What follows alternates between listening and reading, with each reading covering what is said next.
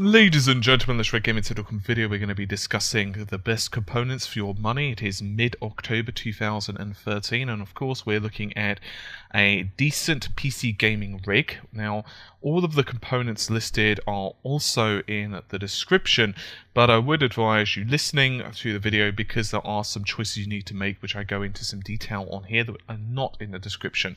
So this budget is £525 or $652, all the way up to about £650 or $850. These do give you some decisions. So for example, you can choose if you want an SSD and so on. Anyway, without further ado, let's jump in. Now at this price range, I would personally recommend AMD CPUs. You can get black editions of these CPUs, which means you can overclock them. So, first things first, let's discuss the first CPU with option 1, that is the AMD FX 6300. That is 90 Great British Pounds or 120 US dollars. That sucker features basically a 6-core processor and it's fairly overclockable.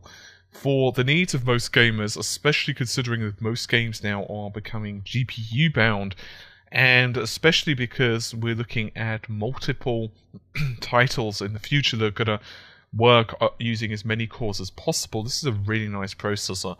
If you have a little bit more cash in your pocket and you fancy splurging out, you could also get the AMD FX 8320. Once again, if you don't hear the name, you can just click on the link in the description. It has everything there, so don't need to worry about it. And that's 115 or 153 depending on pounds or dollars. Now that will actually feature 4 modules and 2 processing cores per module, so that's 8 hardware threads. This sucker is actually really powerful. It's slightly slower than the AMD FX 8350, but they're pretty much on exactly the same core. The only difference is their speed bind. Now you can actually overclock these pretty well. I have not included a second heatsink fan or an alternative heatsink and fan in these prices. You can by all means just do a little bit of research for yourself and make the decision. If I had the money, honestly speaking, I would try to get the 8320 because it's going to be a little bit faster for media and so on, and it also has the benefit of games in the future, if they do become extremely wide and they take advantage of multi cores, then you're covered for the future. But either one of these two CPUs is a pretty good buy. RAM, in my opinion, there's only one real option, and that's 8 gigs now. You could by all means go for a 16 gigabyte solution in the future, but for right now, for the foreseeable future, 8 gigs is going to be okay. Maybe in a couple of years when the PlayStation 4 and Xbox One start taking over, you could probably justify the extra cached layout, but for our budgets for this video, I would recommend the Kingston HyperX Blue, that is BLU. That's available for 62 or 57 depending on pounds and dollars. 8 gigs is pretty damn good and should suffice, honestly speaking. For motherboard, you've got 2 options. One, the slightly cheaper one, is the MSI 970A-G46. Once again, just to point out, all of these are in the description, and that's 65 or 70 depending on pounds and dollars. Now, that's a pretty good board. It does support Crossfire, and it also supports SLI, which is a pretty nice combination. However, if you've got a bit more cash and you fancy a quad SLI or quad Crossfire down the line, you could go with the ASRock 990FX Extreme 3 board, and that's 79 or 110. Honestly speaking, I would take a look at both boards and figure out if you need the extra features of the Extreme 3. I think for most people who are building a standard gaming rig, you don't need it, and I'd say that the cheaper board is going to be absolutely fine and dandy. Next, the GPU. I've gone with 2 options here. The first is the GTX 760. That's a very powerful graphics card indeed, and at $180 or $240, it's quite a hefty portion of the budget. You've also got the AMD Radeon R9 280X. That's £240 or $310. Now, for the most part, the GTX 760 is most likely going to be enough for pretty much any modern game, and is more than likely sufficient to run titles like, say, Battlefield 4 and so on at 1080p without too much trouble. It's also worth noting that the slightly, well, okay, a lot more expensive card, the R9 280X, which is 240 or 310, is actually a really good buy. It's not strictly speaking a new card. It's not like the 290 or the 290X. This is a rebadge of the 709 series or the 7000 series, so in other words, it's still based on the graphics core Next architecture. However, it still should be more than sufficient to run pretty much any title out there. Honestly speaking, if you're a Battlefield fan, I would highly recommend an AMD card for one major reason, and that's Mantle. We know that Battlefield 4 is going to run extremely well with Mantle because it's a low-level API that's being confirmed for Battlefield 4, and it will only work so far with AMD cards, so you're going to get higher performance. On the other hand, most NVIDIA cards are going to easily be able to run the game anyway, so they probably wouldn't need Mantle. If I had the extra cash, I would go with the R9, simply because it's a more powerful card, it will last you longer, and you'll be able to run with higher levels of anti-aliasing and that kind of thing. So hard drive. Probably the best bang for proverbial buck would be the Western Digital Blue 1 terabyte. 1 terabyte seems to be about the sweet spot in terms of price versus what you're actually getting. It's about £48 or 65 US dollars. Obviously, the prices of all of these components fluctuates. So tomorrow it could be, 43 or it could be £52, for example. Now, you can get an SSD if you so wish. I'm not going to give you a recommendation for an SSD because there are so many different types, and it really depends on exactly what you're looking for in terms of, do you want it just for the operating system, do you want it for the games as well? But you have definitely got some money there aside if you wish. I'm similarly not going to give you an idea for the case. Not because I'm being mean, but because cases, everyone has different looks and wishes.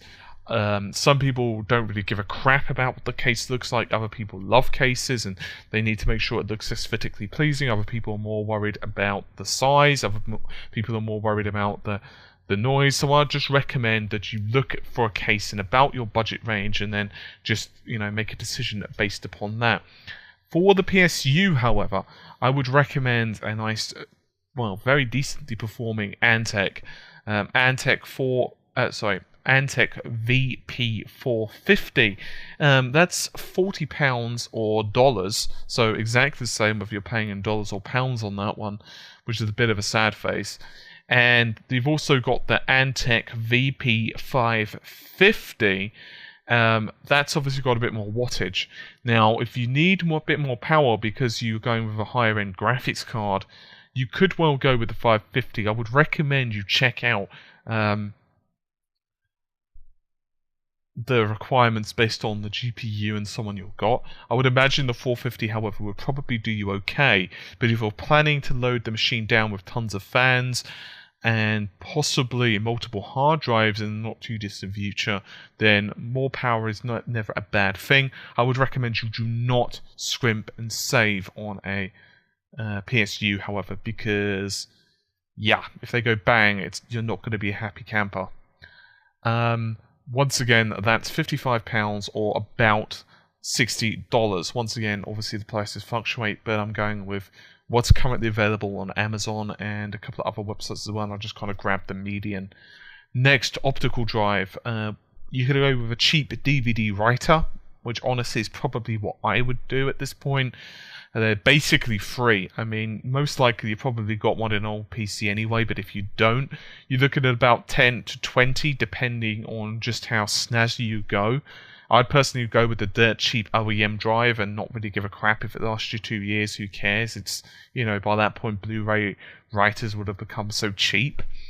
Or there's always the option of either a Blu-ray reader or writer. Obviously, that's going to cost a little bit more cash. I've not bothered to give you recommendations of that, not because I'm lazy, just because there's so many different options. I'll be here all day trying to price them up for you. So I would recommend that you do a little bit of research and just figure out which one you want. Personally, I would just say, unless you really need to burn Blu-rays, that a simple reader will probably be okay. But to be honest with you, I don't even use optical media like 99% of the time anyway, so I just typically stick with a DVD. DVD writer is good just to quickly, shuffle files about if you ever need to in an emergency, but other than that, internet connections and all. So what did I end up with? Well, for option 1, which of course had the FX 6300, the MSI 970, the GTX 760, the hard drive, and blah blah blah blah blah. You're looking at 525 Great British Pounds, or $652 for option 2, which assumes you're going for all of the expensive parts. By all means, you could still have the cheaper motherboard and go with the FX 8320, for example. But that would run you 651 with one SSD with no Blu-ray, or 850 if you're paying in dollars with one SSD and once again no Blu-ray. You could easily, however, spend that slightly something different. Another alternative option would be the AMD FX 8350, which is a very good CPU indeed, and has a little bit more overclockable performance, shall we say. It seems to overclock a little bit higher, maybe about another 200 to 300, maybe even 400 megahertz. Or you could splurge on something like a second physical hard drive, or you could splurge on something completely different. It's up to you. But either way, for that price, you've got a good base solid system. Obviously, keyboard and mouse, up to you entirely. They're very personal decisions. So once again, just to point out, the links there, if you want to have a look, it'll give you all of the different options, and it's just easy to kind of click and navigate your way through. So hopefully that will solve things. Once again, if something moves in the next couple of months in the market, I'll make another video to inform you guys. I'm probably going to release another video as well, which is going to be dealing with the more expensive budgets, like £1,000 to slash, I don't know, like $1,200, $1,300 or something as well. And I'll try and do multiple price options on that as well. So anyway, hopefully you've enjoyed the video. I'll see you soon. Take care. Bye for now.